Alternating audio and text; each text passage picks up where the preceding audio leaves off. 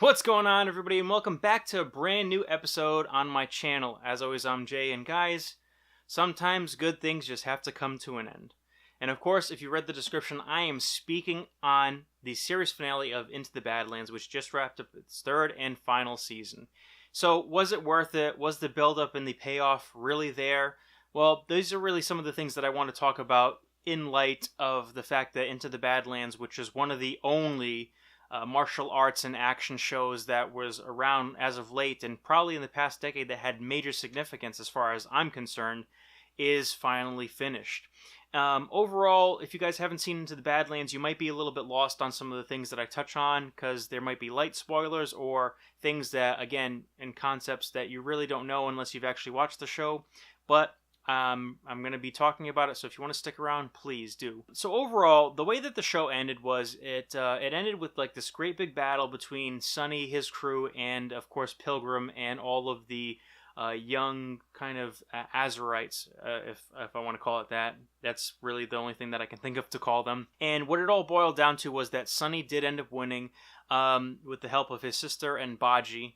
And the thing is that with this show, first two seasons I really enjoyed, and the thing is the first season it took me a little bit of time to get into, as some shows really do, because not every show can really capture you, especially with your schedule and whatnot. But when I had gone back and watched it, I really fell in love with it, especially since I'm a huge fan of martial arts and kind of fighting and action cinema and whatnot. So this was totally an ode to the old school Chinese, action Shaw Brothers kind of film and whatnot, and then adding kind of a more serious and dramatic story to it was just icing on the cake in my opinion. But overall, when this show ended, the way that it played it out, it left it on a cliffhanger because Sunny kind of died, and the powers that he's been kind of having dormant inside of him, which you come to know over the course of especially this last season, have started to inadvertently kick in, and he's kind of in the realm between death and life at this point. And he's actually talking to the leader of the monastery of monks and whatnot that had the gift. And aside from that, the next scene involves this kid basically digging out a gun from the wreckage of what was to be Pilgrim's kind of base of operations and the kind of the key of New Azra, as it were. And he takes the gun. It's a 6-shooter. He points it at the camera, and boom. And the thing is that the impact of that didn't really hit me until after the show was done, where I realized, oh wait, they never actually had firearms. They had bows, they had arrows, all that stuff. They had a lot of hand-to-hand combat, a lot of sword play, maybe some shurikens here and there, but they never had guns. And that made it kind of something to dwell on, because all the possibilities that could have come from this season to the fourth one that would have been possibly if the show had been picked up for another one. But the more I dwelled on it, the more I thought, well, this season was kind of a winding down. I felt like they were really kind of dragging along, and they really didn't do too much in the way of developing more thoughtful scenarios and stories. Obviously, you had to kind of give it to the audience to kind of have some payoffs and kind of tie up some loose ends. But overall, as a fan and whatnot, I felt like they could have done much better. I would have preferred Sunny actually waking the power inside of him and going ape shit on Pilgrim. That didn't happen. He had help from Baji and his sister, and there was never a moment where he actually used that power, which maybe does go to speak to how powerful he is without it and how skilled he is as a clipper. But the thing is that they were building up to this kind of scenario where maybe he might be able to use the power, and they didn't give us that. So I was kind of feeling a little let down. And don't get me wrong, the martial arts and the action in the show has always been top-notch. Never a doubt in my mind about that. But there was a little certain point in this season especially where I just felt like they were dwindling a little bit and they were focusing too much on the Widow.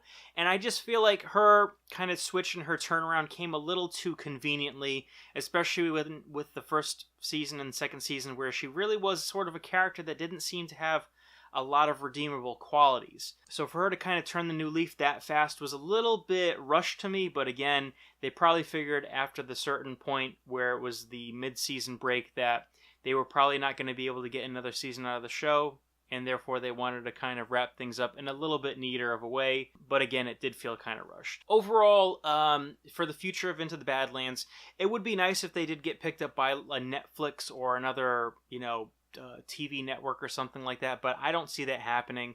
But there's just hasn't been that much of a drive or a want of a action show with martial arts and everything, which I find very mind-boggling. But overall, I mean, it is what it is. Into the Badlands had a great run. It could have easily gone on for more seasons. I think that they could have done a lot better with this season in particular, though.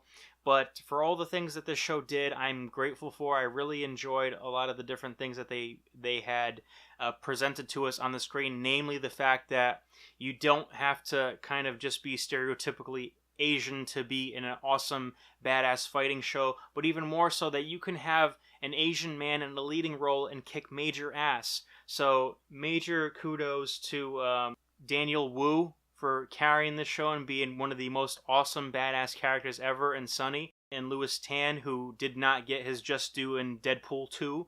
Maybe in X-Force he'll be back and kicking. And I thought it was awesome how Nick Frost played Baji, and Baji was just this kind of unsuspecting, cool, big buff, like not buff, but big dude, big badass dude rather. And then you had the likes of the Widow and all the other cast members who just killed it. I thought that they should have done something where MK kind of got redeemed, but unfortunately he went out and died kind of a villain and a heel character, which, I mean, it kind of stinks because in the first couple seasons, again, you kind of grow and feel for him a little bit, and then for him to kind of fall from grace, it does suck. But overall, Into the Badlands, I think, was a terrific show. If it does get picked up, maybe on Netflix or something someday, that would be great. All that I ask is that you turn the volume up on the action a little bit more, and you really lean into the stylistic nature like most times it did. Try not to slow it down with too much exposition.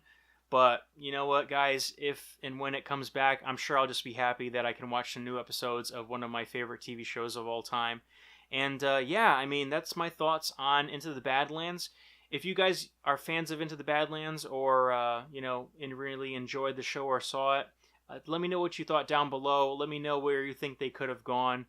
Like, comment, subscribe. And guys, if you are subscribed, much appreciated. And make sure you hit that bell button. That way you never miss a video on my channel. But guys, as always, I'm Jay, and that's about all the time that I have. So until next time, guys, take care. Bye.